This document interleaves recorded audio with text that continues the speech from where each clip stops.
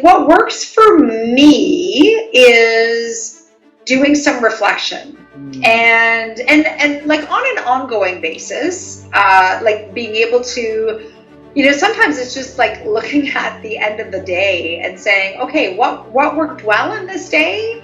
But if I could do today all over again, what would I do differently? And so, having the ability to sit back, like slow down our thinking. Sometimes we're in so much of a rush, we don't do this. But being able to slow things down and be able to take stock of, what are we grateful for in this moment? What is an area of opportunity that we might want to focus on tomorrow?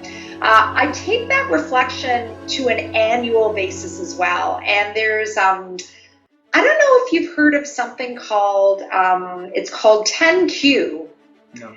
And it's 10 questions at the end of 1 year that you basically answer a question every day. They're all reflective questions. Like, for example, what was your greatest achievement over this year?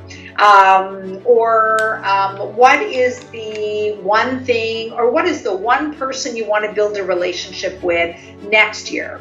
And so it's like reflective, but it forecasts. And what happens is you get a question every day. It's a different question every day. There's only 10 in the series.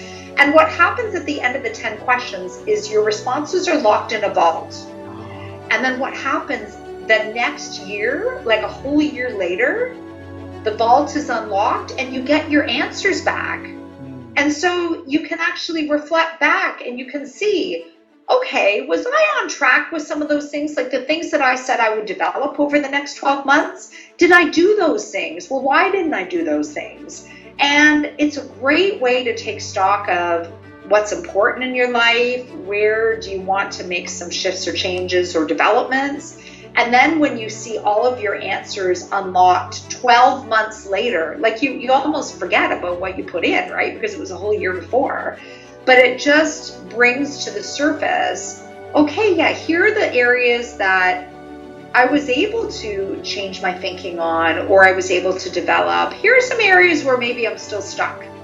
And it is a great way to shine a spotlight on those things, the things that you want to celebrate, but then the things that maybe are so challenging that they require additional attention. So I would say that's probably like two ways that, I just continue to evolve my own thinking, and certainly conversations with individuals like yourself, where you're learning new things, you're hearing new perspectives, you're receiving new insights.